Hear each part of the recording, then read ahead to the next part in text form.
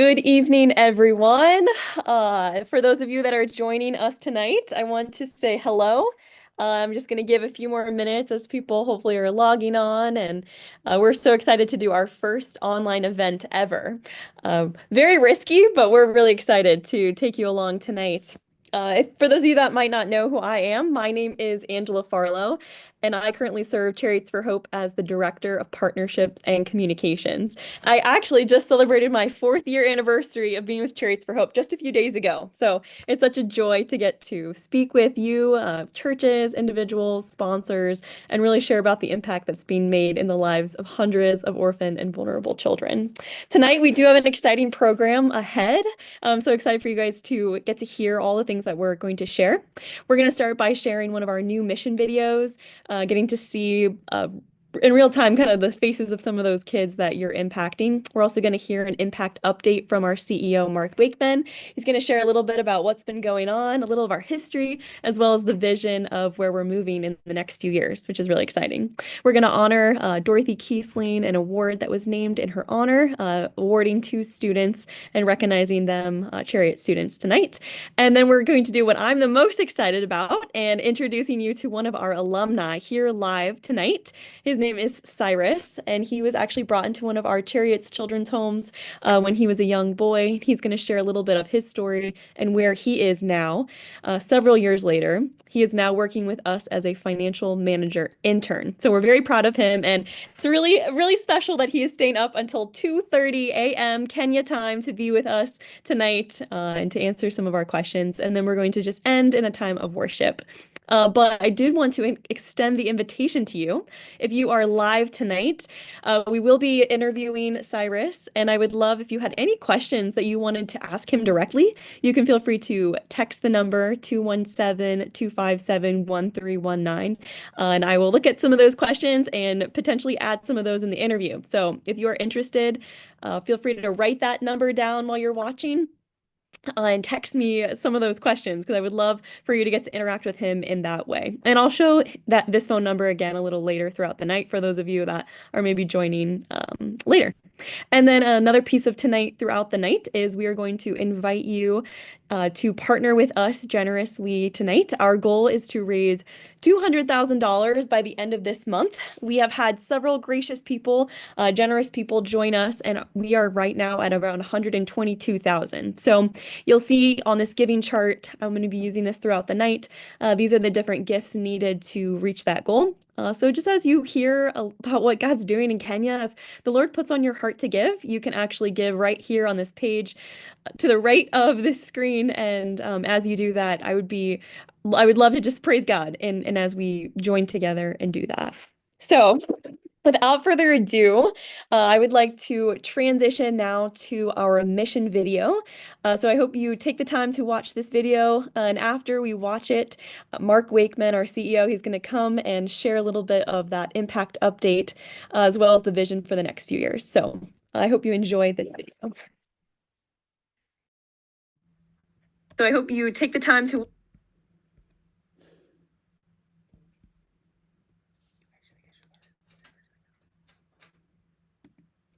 the next few years. So I hope you enjoy this video. So I hope you take the time to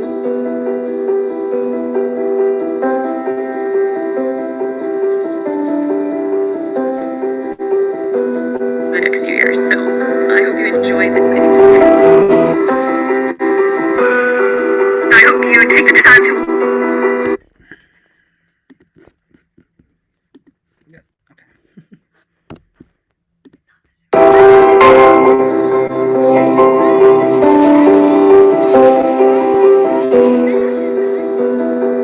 Most of the children that we have admitted in the program are orphans. Some are total orphans and partial orphans.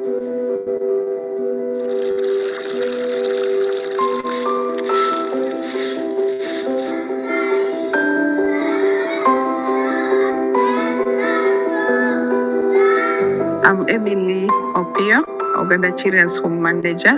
I am a mother to 122 children. Most of the children that we take care of here are traumatized. And so we ensure that we get to bring the child near to us and give them space just to be able to trust us. So we first offer them trauma-informed care, where we have to look at the emotional well-being. So for the child to go for education system, for the child to be physically fit, the emotion part must be well.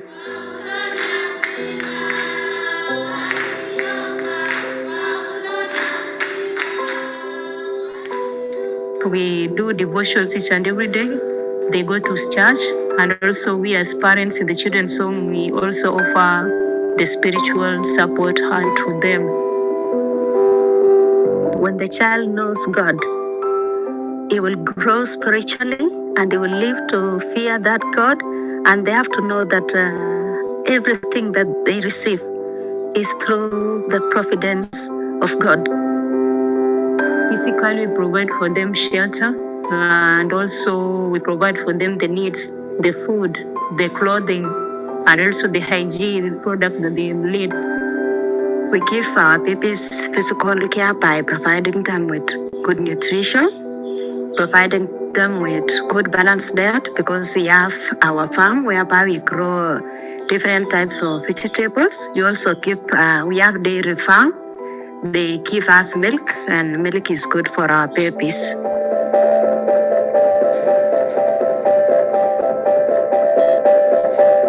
First, we take them to basic schools, in primary schools, where we also introduce them to the head teacher of the school. We give a little bit of the story of these children and how they need to be cared for. After they graduate from primary, those who do well are called into in high schools, where they join up to the point that they will reach, especially maybe vocational or university or other tertiary colleges. The organization or the program has brought hope. You gave me a brighter future. You changed my life. I have hopes that one day I'm going to honor the support that you gave to me and come back and give others that hope. I thank the Chariots for providing hope for me, hope for future, and the opportunity to pursue my education.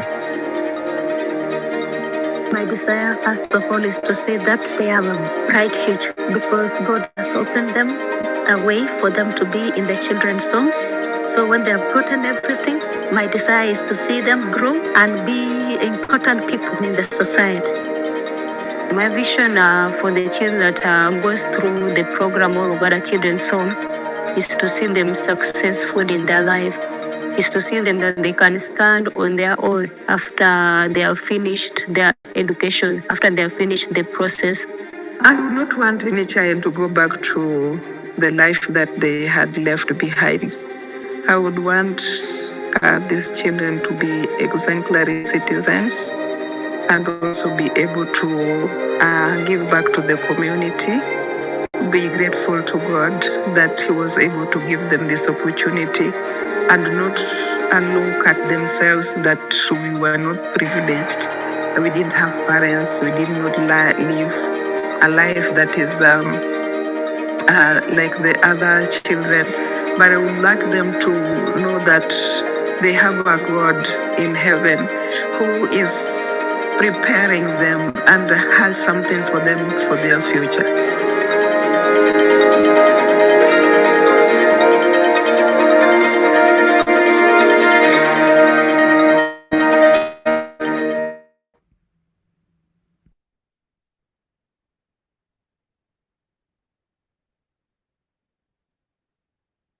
Hello, my name is Mark Wakeman, and I have the privilege of serving as the CEO of Chariots for Hope.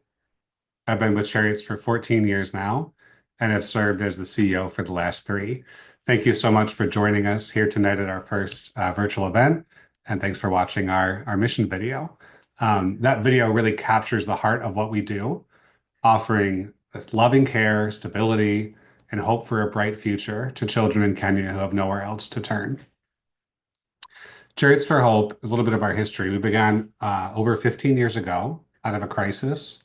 A Kenyan children's home suddenly lost critical funding and reached out to a church here in the US for help. Hundreds of children were at risk of losing their homes and being left to face the world alone. Chariots for Hope was formed to step into that moment and prevent the closure of that home and others like it, providing care and hope for over 500 orphaned and vulnerable children. In those early days, our model was simple. Most of the children were under the age of 10, living full-time in the homes, attending the local primary schools, and receiving the basic things they needed to survive. So our focus was on stability, food, shelter, and education. 15 years later, Chariots has grown in both depth and impact. We've had the incredible honor of caring for more than 2,000 children in that time, providing not just food and shelter, but a family, a foundation of faith, and a pathway to a transformed future. When Chariots was first founded 15 years ago, the average age of a child in our homes was just 7. Today, that number is 14. A large number of the children we serve are teenagers preparing for adulthood, and that requires a different kind of care. So we've expanded our model now to include specialized programming for those older youth, personalized developmental support, and post-graduation assistance to help them build stable, independent futures. I'm highlighting that expanded care, that long-term investment, because we're committed to doing that even better. These children that we're serving are not just surviving, they're thriving. They're rising beyond the hardships of their past. Many are excelling in schools, developing leadership skills, and making a difference in their communities. But the need is still great. While the average age is older, we continue to rescue babies and young children, many of whom have been abandoned by their families. Economic challenges in Kenya, drought, famine, and extreme poverty are driving families and the communities we serve into deeper crisis. As a result, more children than ever are in need of urgent rescue and care. I actually just returned from Kenya about 2 weeks ago, and I've traveled there more than 40 times in the last 18 years. And every time I go, I'm still struck by the deep need, but also the incredible joy that you witness in the communities where we serve. On this recent trip, I visited a home in the community where a boy named David was rescued last year. You can see the photo with me and David on the screen here, along with others. David was 12 when he was brought under Chariot's care, and one of his caregivers shared the story with us as we were with them. David's father abandoned the family when he was young, and David's mother worked hard to provide some stability, but even that modest stability was taken away. And a year ago, a devastating flood swept through their village, as you can see on the pictures here. A retaining wall high above the valley broke in the middle of the night. Water surged down through the community, destroying these homes, taking lives. At least 79 people were killed, including David's mother. David only survived by climbing a tree, and there he watched helplessly as his mother was swept away in the water. He had no one left. Visiting that land with David was really sobering. It was really hard, and you can still see that devastation today, just a year later. Boulders carried down the mountainside, missing homes, and the only trace of David's house, a small section of that foundation sticking out from under the dirt. You can see here in this picture. So that's all that's left of his house. Everything he'd ever known was gone. That's where Chariots for Hope stepped in. Today, David is safe. He's surrounded by loving caregivers and other children who are becoming like siblings to him. He's healing from trauma, going to school, and most importantly, he's discovering that he's deeply loved by God and by his new family. Seeing David smile here in these pictures and in person is a powerful reminder of the hope of what hope can come out of devastation. Children like David are why we're here tonight, and Chariots is committed to elevating care for children like David. So in the next 4 years, I want to highlight 4 things that we are committed to doing. We will strengthen the quality of care, ensuring that every child receives personalized, Christ-centered support. This includes investment in infrastructure, safe living and meeting spaces, a secondary source of power and water, reliable vehicles, and support for individual developmental assessment and care. We will invest in our staff through increased compensation, better training, and strong support structures. In fact, this July, we're taking the bold step of faith to raise caregiver salaries. The men and women who serve in these homes serve with deep love and dedication, and we want to reflect their value in tangible ways. So we will provide training in addition to every staff member to be trauma-informed, so they're equipped to care for every child with excellence. We will launch older youth successfully, not just helping them graduate, but walking alongside them and helping equip them for adulthood. Every child will receive age-appropriate training every year on abuse prevention, sex education, spiritual development, spiritual discipleship, and career counseling. And we will disciple every child, because our mission has never just been about education or physical care. It's been about life transformation through Christ. The most powerful way we can do that is through the everyday faithfulness of our staff, many of whom have served for decades, living out the love of Jesus in front of the children every day. We can only provide these life-changing opportunities, food, shelter, education, and spiritual care, and the unconditional love that we talk about, because of our staff, our board, our partners here in the US and in Kenya, and the generosity of people like you watching this right now. So tonight, what I want you to take away from this is that we're celebrating what the Lord is doing in Kenya. It's also a chance for us to share the stories of the children whose lives have been changed forever by Chariots for Hope. So I hope that you leave here encouraged and excited about what God is doing. And I also do want to invite you to prayerfully consider how the Lord might be leading you in joining us in restoring hope to vulnerable children in Kenya. So lastly, on behalf of every child that we serve, thank you so much for being here. It's just an honor working alongside you all. Thank you. Thank you so much, Mark, just for sharing that vision for the next few years. I know that we are very excited and we've been doing so much work, and even seeing that translate to Kenya is really, really exciting. Thank you for those that maybe are just tuning in now. In the beginning, I shared a little bit about what we're doing tonight, and one of the things I'm most excited for is in maybe like 5 minutes, we're going to be interviewing one of our alumnus from Chariots for Hope, Cyrus. He is now serving as our financial manager intern. He was rescued into a Chariots Children's Home when he was a young boy. I'll be interviewing him. So if you would like to text a question, or if there's something that you are interested in knowing about him, I would love to make this interactive for you. So feel free to text that number on the screen, 217-257-1319. I would love to make this interactive for you. So, and then also, just for those of you maybe joining now too, I wanted to let you know that tonight we are also inviting you to partner with us. Our goal by the end of this month is to raise around $200,000 to do exactly what Mark was sharing. We want to invest in our staff. We want to care better for our growing older population of Chariots, now young adults, and so much more.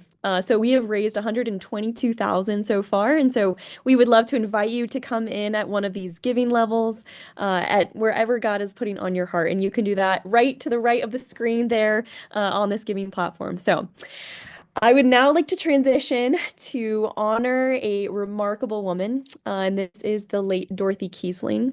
Her life and her legacy have left such a profound impact on this ministry and on the lives of countless children in Kenya.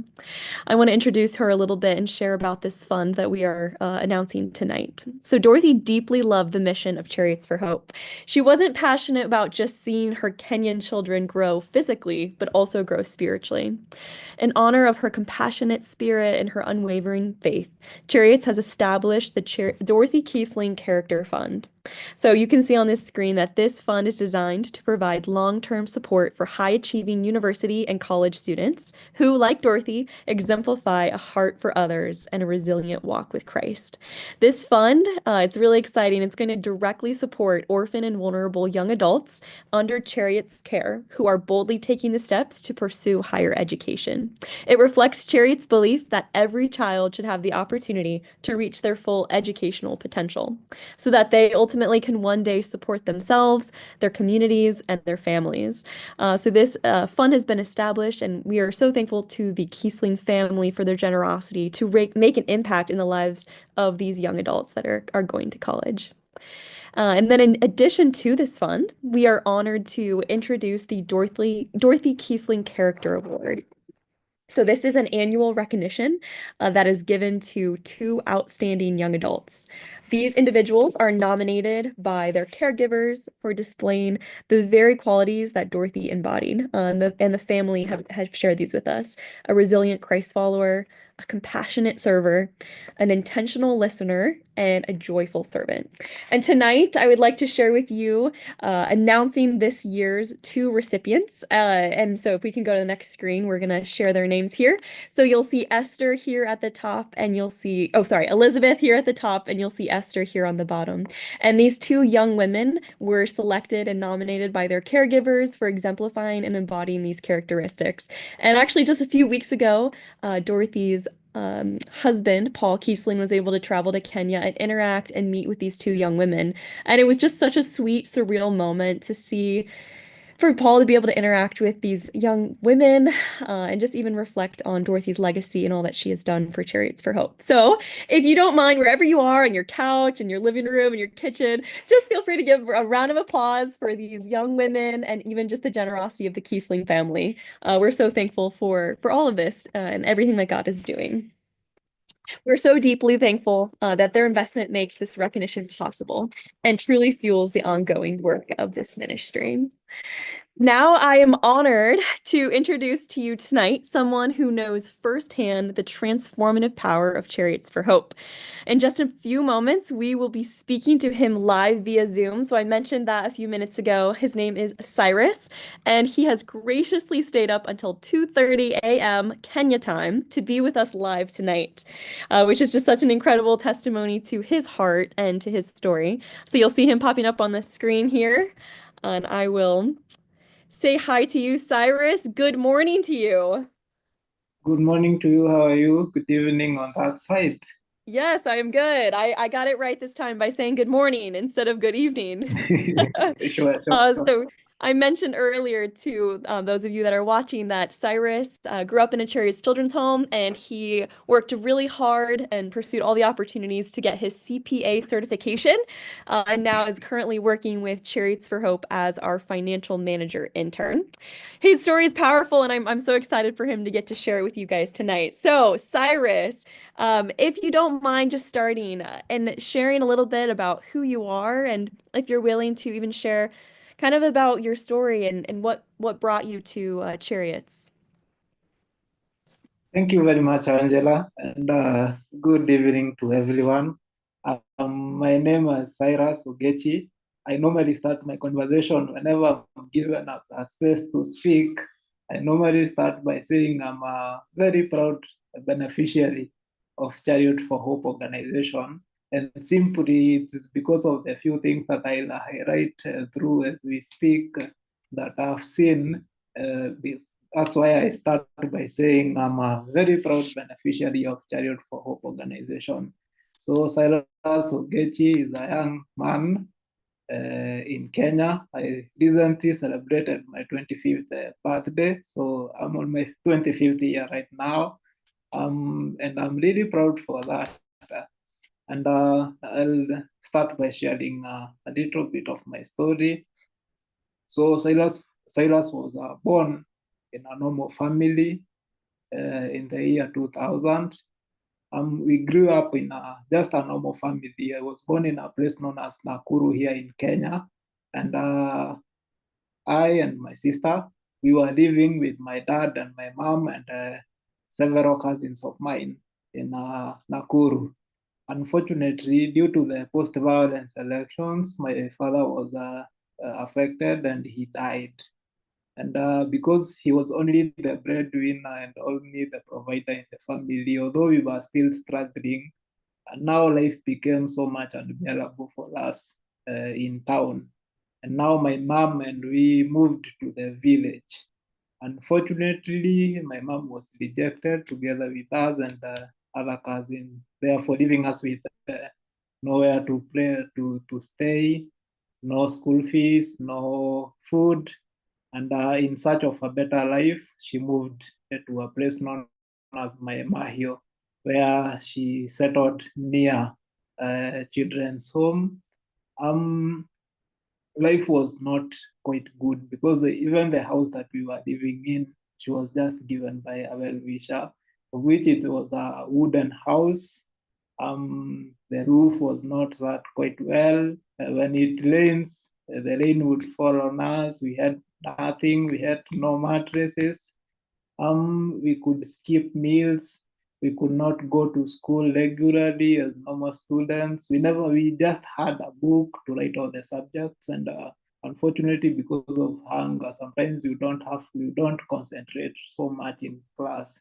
And so the well-wishers saw us and saw the need of us having quality education. And that is how I found myself in a children's home. Thank you, Cyrus, just for sharing that story. I think it's so hard sometimes for us to really take a moment and kind of even comprehend what you were sharing. As you shared, your father was killed because of post-war violence, leaving you in the care of your mother. And then your mother was rejected by the family whose land she was living on. And so having her take you and some of your cousins with you to another house that you said you mentioned that you're not sleeping on a mattress and the rain is falling through the cracks of the roof on you and not going to school and not eating. Those are very, very hard things to even think about. So thank you so much for even being willing to share that vulnerable position that you were in. And you had mentioned that there were well-wishers, good people and neighbors that heard about your situation. And you mentioned you were 8 years old. Is that right? When you were Yes, I was found? eight Okay. years old. And how many people were living in that home or in that house with you? We were about 10 people in the same house. Wow. Me, my mom, my 8 other cousins, and my sister. Wow. And that was in one room. Yeah, that was a single wooden room. Wow. Yeah, that's hard. That's a hard position to be in. So you said that these neighbors heard about you and they brought you to the Chariots Children's Home. Do you mind sharing a little bit about what that transition was like and what kind of how maybe that care was a little different when you were brought into that children's home? At first, when I was admitted to the children's home, I was really nervous because I was young and now have left my home and have moved into a new environment. Yeah. But unfortunately, the staff, the caregivers that I found there were so much welcoming. I think it was just a day I forgot I was in a new environment because I now found friends, the siblings who I never thought that they will become family as they are today. So it was quite so much welcoming and I loved the environment. Um, the provision was well. For the first time, I could sleep on a mattress, I could sleep on a bed, I could sleep for the entire week, for a month, for a year, without a drop of rain falling on me during the night. I could sleep well and cover myself. I could sleep on my bed.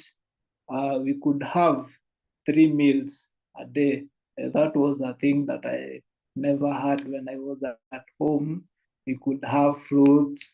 I could attend classes the entire day, the entire learning week from Monday to Friday without fail. I had books to write on for all the subjects.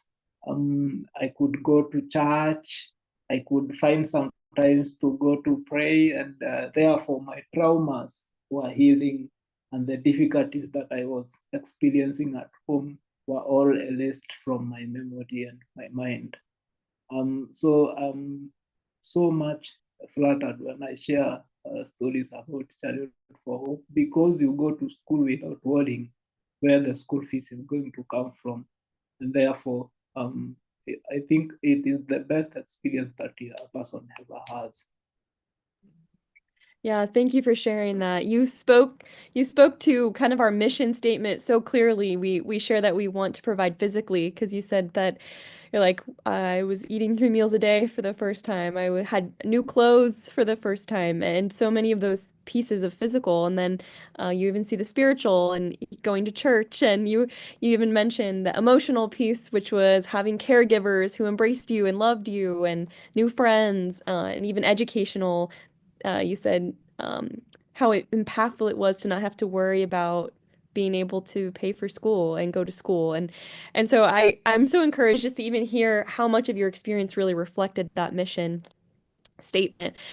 As far as maybe your experience while you were living full time at the children's home before you went to school, can you share maybe one story or one memory that really captures or was pivotal for you, that provision in your life? I have so many stories that reflects and touched me so much. But there is one specific story that I normally share. When I was around grade 6, I had a fracture on my leg where I stayed with a plaster for over a year. And when we visited the hospital for the first time, there were no sufficient wheelchairs to help carry us around the hospital. And so the caregiver that accompanied me to the hospital helped me carry me by her back to maneuver around the hospital. And that to me is a thing that is forever in my heart. I sometimes sit back and reflect how much your biological parent can care for you, even to that extent, carrying you by back and walking you around the hospital. So it is something that is in my heart, that is a mark that I have in my heart that will not be erased at all. I love that story, and even the picture of what that looks like. I'm sorry that you broke your leg. That's terrible, but I'm so glad that even Chariots was able to step in medically to help provide for that. And then you mentioned the hospital didn't have a wheelchair, and just the picture of the caregiver hoisting you on her back and carrying you around. The picture of what those caregivers do, and how much they're willing to step in and love you and care for you selflessly, and above and beyond maybe what's expected. So that's such a sweet story. Thank you so much for sharing that. Do you mind sharing a little bit more maybe about your educational experience? I know that you're now a financial accountant intern. So can you explain maybe what your educational experience was and why that was impactful? Um, I normally say by myself, one of the vital key of Chariot for Hope is to eradicate poverty in an African child. And they do so. We normally say in Kenya that apart from talent, it's only education that can move you from one place to another. And I normally reflect my family as to have a thing that we normally refer to as generational poverty. So the best way that you can break the gap between generational poverty and wealth is through acquiring education and becoming successful in life. Um, Chariot for Hope ensures that your education is taken care of. Your school, you go to school, your work is just to work hard. You don't have to worry whether the school fees is going to be paid. That is totally cared for by Chariot for Hope. Running materials, school fees, transport to school, accommodation, all these things are well taken care of by Chariot. So in my case, I was also taken care of like that. I went through lower primary school, I went through upper primary school, and I managed to transition to high school. I went to high school for 4 years, and then I transitioned to the university. and I was able to secure a course, a certified public accountant CPA, and I graduated recently, and I'm now proudly serving as a finance intern in Chariot for Hope. And through that, I think the best thing that Chariot offers to one is education, having to know Christ, and more focusing on your healing and being a stable young man, having a young person, having all that you need for you to face life. Yeah, we are so proud of you. Congratulations so much on your degree and everything that you've worked so hard to do. You mentioned, in your response there that education is a huge factor of getting out of the poverty cycle and being able to have a job to sustain yourself and your family. And so we're so proud of you for accomplishing that and now having that sustainable income to be able to support yourself. And then even better to be working with Chariots for Hope on our team. So another really piece of that vision for Chariots is we desire for these young adults to be able to sustain themselves, but also be able to sustain their family and their communities as well. Do you have the opportunity to do some of those things? And do you mind sharing a little bit, maybe about how you're doing that? The best thing is that when you are educated, you get opportunities, and you get opportunities, you are now able to bridge the gaps of poverty between your family. And as I am right now, serving in Chariot as a finance intern, I am taking care of. I normally refer myself to as the father of the family right now because I'm taking care of my mom. She's ailing, she's not well. I'm taking care of her rent, her medical bills, her electrical bills, and so many other bills. I'm also paying some school fees for my cousins who are still in school. So it is something that I normally regard to as the best for me to have acquired. Mm. I'm very inspired by you, Cyrus, and I look up to you so much and admire you for that because for you to be able to take even what's given to you and then give back to your mom who's medically ill and paying for her medical bills and even helping your cousins out with their school fees. I think you embody so much of what Chariots for Hope desires for in a young adult that received that opportunity. And then the last piece of that, kind of even in our vision statement, is having a personal relationship with the Lord. Do you mind sharing just how learning about God and applying that maybe to your life, how has that shaped your view and outlook on life? I'll start by saying that in Chariot for Hope homes, in the morning when you wake up, you normally have devotions, and in every time that you're having meals, you're taught to pray for the meals before you take them. You thank God for the provision, and right before you go to bed, we normally have devotions to ask God for the leadership through the night. Apart from that, we are so much encouraged on Sundays and other days when there is activities at church, we normally attend. Chariot for Hope goes an extra mile and chips in to give us offering to teach us that it is good sometimes when you have to give to God. Taking that to me, sometimes when you have challenges that you see can only be so much difficult and you cannot surpass, you just kneel down and ask God for guidance, you ask God for protection, and you ask God that you can be able to maneuver the challenges. So it is a vital character also that we acquire from Chariot for Hope as we graduate from the program and transition to life. Yeah, and it's so true. With God, all things are possible. And through any step of your life, whatever you're facing, knowing that God will provide for you and support you is so true. I know it's evident in my life. And even just hearing you share that too is knowing that hope is ultimately what keeps us moving and keeps us going, for sure. So I had one audience question that I'd like to ask you. And the question was, who is maybe someone in your life that has been very influential or important or maybe impacted your life? Do you mind sharing one person that's done that for you? I could say when this question sometimes becomes challenging because you have a lot of people that have seen you grow during your growth time and up to where I am, for instance, like me. So the one people that I normally give my credit to are the people in the organization. Also, my a personal sponsor who is Ken and Lorraine Grace. I normally give a shout out to them.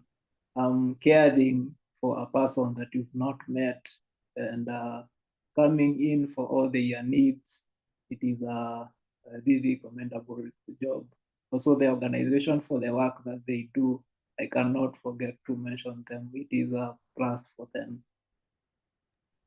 So many people, not just one person, Yeah. has impacted your life so much. And Cyrus mentioned his sponsor, and we're actually just coming up on June. We're going to have our sponsorship month where we're going to try to get every child sponsored in our program. And just know that even from Cyrus, that is so impactful in these kids' lives. And then even just your caregivers, you shared that story, and even sharing now how influential they were in your life. There's so many people that I can even think of in my life that have touched it, maybe not even just one.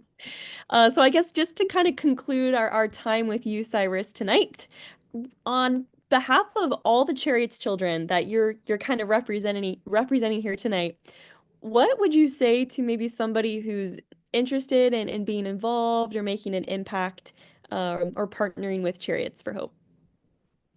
uh, on behalf of all the children of Chariot for Hope in the program, I normally refer to as hundreds in the program and hundreds that have left the program. Um, we sometimes sit back and we are flattered for the work that is done for us.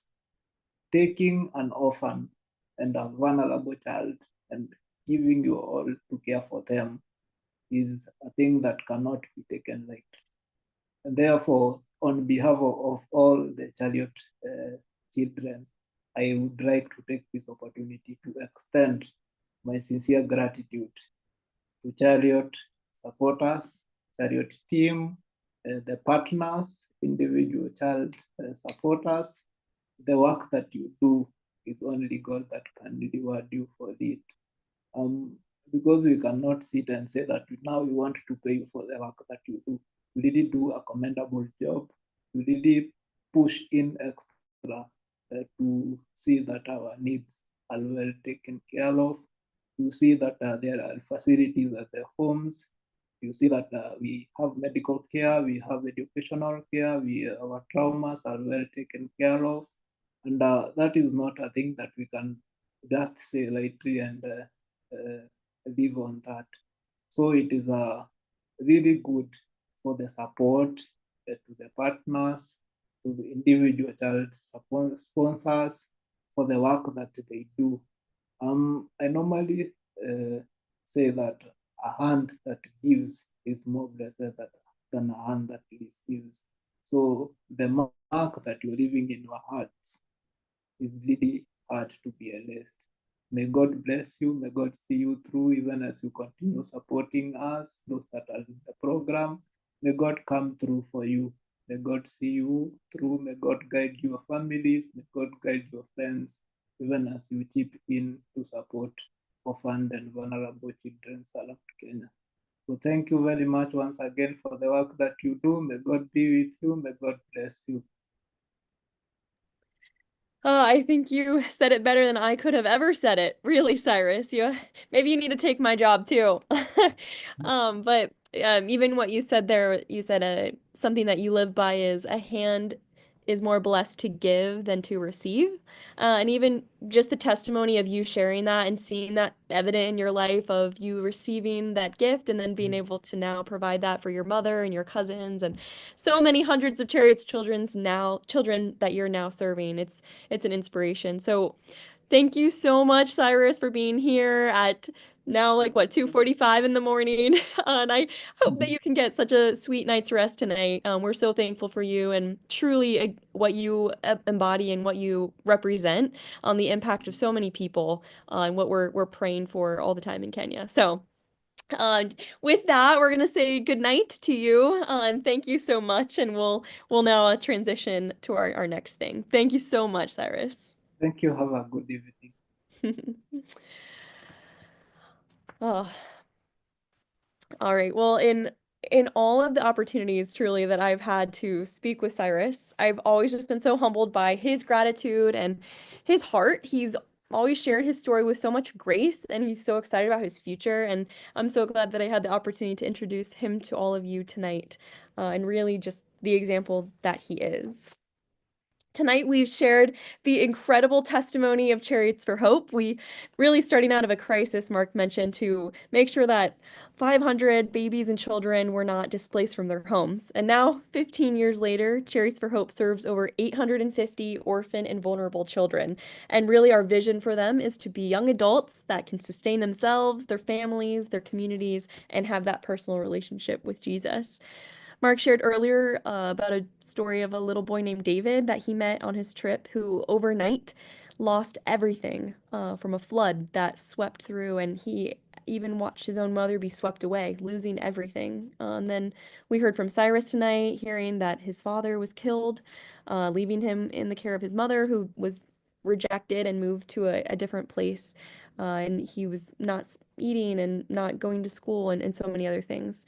There are so many stories of children who are experiencing things like abandonment, poverty, trauma, or tragedy, and these children truly are just in need of the basics. But for Chariots, it's never been about just the basics. Chariots wants to extend beyond that and care for the child's whole self. Chariots wants to do more by welcoming small children with loving arms that have nothing and make sure that their physical, their spiritual, their emotional, and their educational needs are taken care of. Chariots wants to do more for the child that's maybe acting out of anger because they're confused about their circumstances. Chariots wants to do more for the child who was brought into their care and is academically blessed and allow them to pursue college and university so that they can pursue the career of their dreams. And Chariots really wants to do more to just continue to restore the hope in hundreds of young adults in Kenya.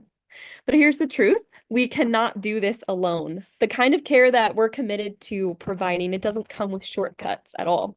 It's personal and it's long-term and deeply transformational, and it requires real resources. Right now, I mentioned Chariots for Hope cares for over 850 children and young adults. And as Mark mentioned, we are committed to do much more than just sustaining. We want to strengthen our care. We want to invest in our staff better. Mark mentioned we are taking the step of faith to increase compensation significantly for our caregivers. We want to, in July, so next month, we want to launch Older Youth successfully, and we want to continue to disciple every child in our care.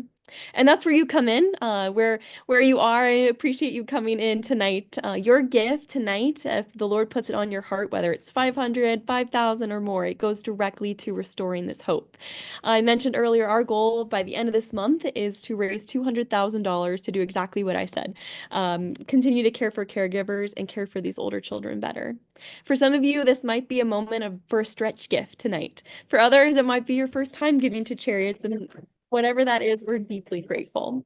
Would you just prayerfully take some time to maybe consider how the Lord is placing on your heart to join and partner with us? You'll see here that there's this giving chart. These are the gifts that are needed to accomplish our goal, and we have raised $122,000 so far. Would love to invite you to join in this opportunity to partner and impact lives like Cyrus. I would strongly encourage you not just to admire the work that's being done. Let's step into it. Let's say to these children that we will provide for you, we will care for you. Hope is still possible, and we are here to support. As we kind of come to a close to our evening, I really want to invite you into a moment of worship together, and maybe this is your moment to kind of prayerfully consider where the Lord's calling you to give. I asked our Kenyan team to lead us in a special rendition of How Great Thou Art. And we are going to play that video for us tonight. The first verse that they're singing will be in Kiswahili. So while they're singing, I pray that you would just meditate on the words that they're singing, and even just let the Holy Spirit lead you and guide your thoughts. And then the last two verses will be in English. And I would invite you wherever you are, whether it's your kitchen or on your couch, just to sing this song and praise the Lord with our Kenyan brothers and sisters. And as they lead us, I just encourage you to reflect on the greatness of our God. The same God whose work in Kenya is also here tonight. He's in the room I'm in, he's in the room that you're in, and he's uniting us as brothers and sisters across the world in praise. Let's take a moment now to worship together.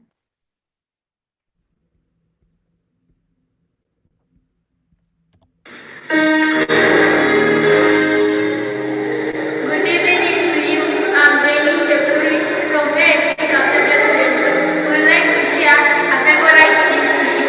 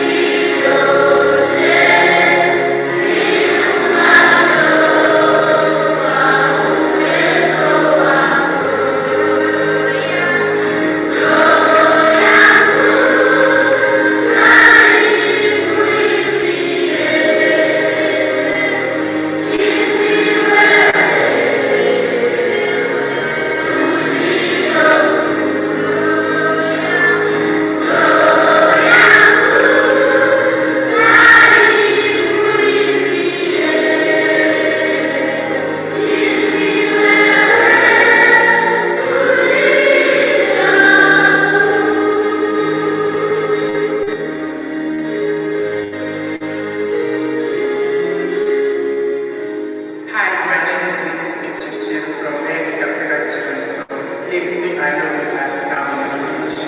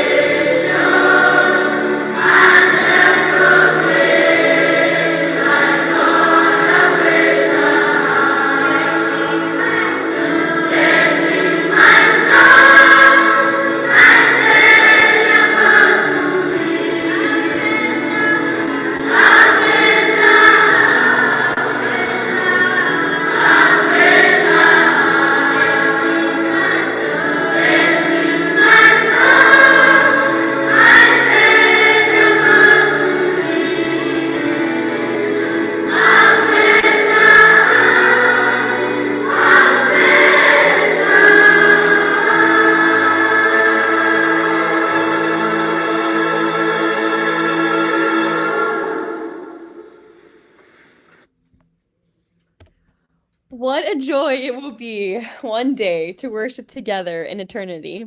Not only with the hundreds of children that we're caring for at Chariots for Hope, but also their children and their children's children. That future reality moves me to tears. What a powerful legacy of hope and transformation that we are building together. On behalf of the entire Chariots for Hope team, I appreciate you taking the time to watch with us tonight and for being a part of something that's going to impact generations to come. I'd love just to close our night and time tonight by praying. If you would pray with me now. Dear Heavenly Father, we come before you tonight with hearts full of gratitude and awe for all that you have done in our lives, in the lives of those on this live stream, and in the lives of those hundreds of children and young adults in Kenya. Thank you for the privilege of serving you through the ministry of Chariots for Hope, for the sweet partnership of being able to provide physical, emotional, spiritual, and educational care to all these children. God, I lift up Cyrus to you tonight. I pray you would bless him with rest and strength and continued favor in the work that he is doing. Thank you so much just for his life and his story and just the testimony that he brings with your faithfulness. God, I just think of the Kiesling family, Lord. Thank you for Dorothy's legacy and even for these two young women who are now starting their adventure in college. God, I pray that you would just continue to restore them and give them strength as well. And I just pray for every person on this live stream tonight. I pray that you would encourage their hearts, that you would renew their spirits, and that you would bless them richly. Let them know that the joy comes from walking in step with you. And above all, we thank you, Jesus. Thank you for the sacrifice that you made on the cross and just the promise of eternity with you. Lord, we love you. Use us however you choose for your glory and for the good of others. In your precious name we pray. Amen. Well, that concludes our time tonight. I really hope that you enjoyed even just hearing all that God is doing in Kenya at Chariots for Hope, and even just getting to meet Cyrus. And if you enjoyed this, I know our live stream is going to be available right after this, so feel free to send this to your friends and family. But this comes to the conclusion of our night. I hope you have a great rest of your night, and I hope that I look forward to continuing to give you lots of impact updates in the future. Thanks so much.